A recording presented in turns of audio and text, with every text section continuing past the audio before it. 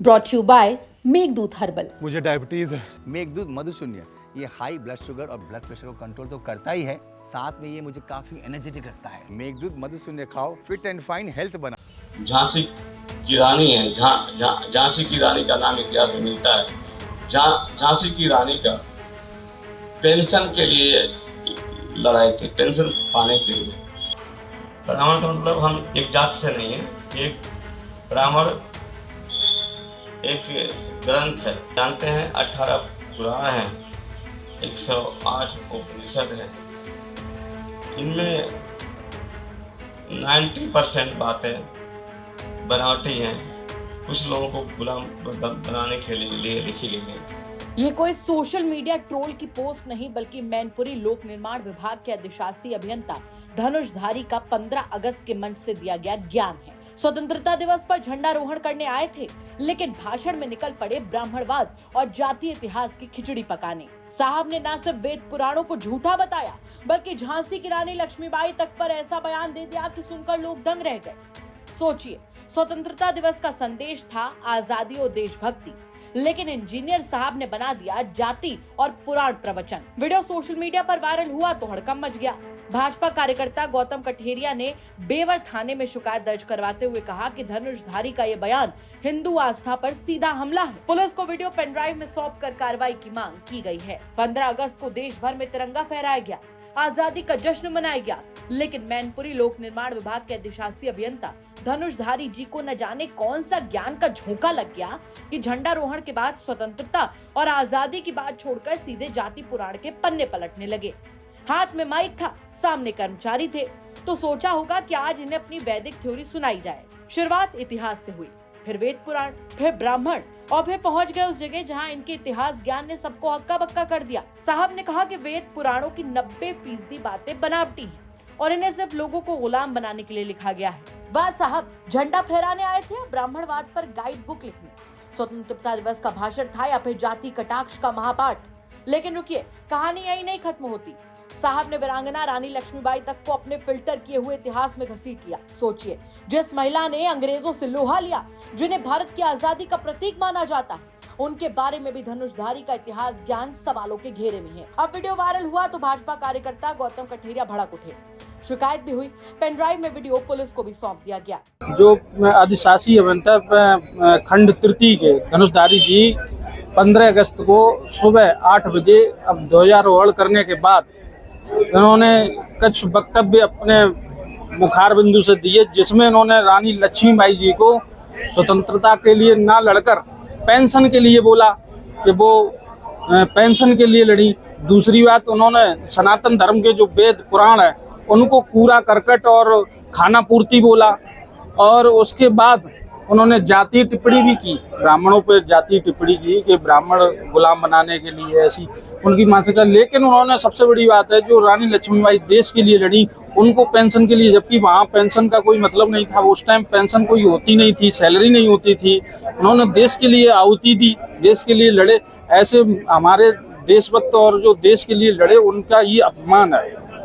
आपने कहीं शिकायत भी की है? जी, इसके लेकर मैंने थाना बेवर में FIR के लिए दिया है, और उसमें जो वीडियो हैं, बिंदुवार करके 2 वीडियो हैं इनके, जो कि मैंने थाना बेवर में दिए। साइबर सेल के लिए जांच हो चुकी है उनकी, उन पर कठोर कार्रवाई भी होगी। और दूसरी बात, जो इंजीनियर धनुषधारी जी हैं, इन्होंने करीब 2 करोड़ का घोटाला किया है, उसके भी डॉक्यूमेंट्स मेरे पास आ गए। अभी दीवानी में आया हूँ, उनकी कार्रवाई के लिए तैयारी कर रहा हूँ। ऐसे भ्रष्टाचारी और देश विरोधी कह सकते हैं, जो देश के हीरो हैं, नायक हैं, उनके बारे में ऐसी अभद्र टिप्पणी कर सकता है, वो कभी भी सरकारी नौकरी के लायक नहीं है। खैर, कंप्लेन होने के बाद साहब जी पलटी मार गए और कहने लग गए कि वीडियो को तोड़ मरोड़ कर पेश किया गया है। साहब धनुषधारी ने तो अब अपने खिलाफ साजिश का आरोप अपने ही डिपार्टमेंट के लोगों पर लगा दिया। सोचिए, देश आजादी का अमृत महोत्सव मना रहा है, लेकिन मैनपुरी के धनुषधारी साहब अब भी जाति गुलामी और बनावटी इतिहास का झंडा बुलंद करने में व्यस्त हैं। जो हमारा सनातन धर्म है, वो वेद पुराण उपनिषद अरण्य ब्राह्मण ग्रंथ उपवेद वेदांग पे आधारित है।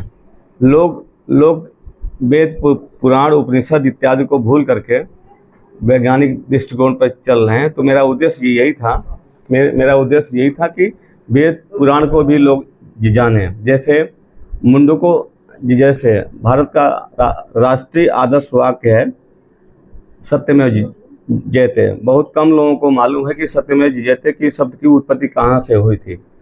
मैंने ये बताया कि ये अथर्ववेद के मुंडको उपनिषद से ये शब्द लिया गया है।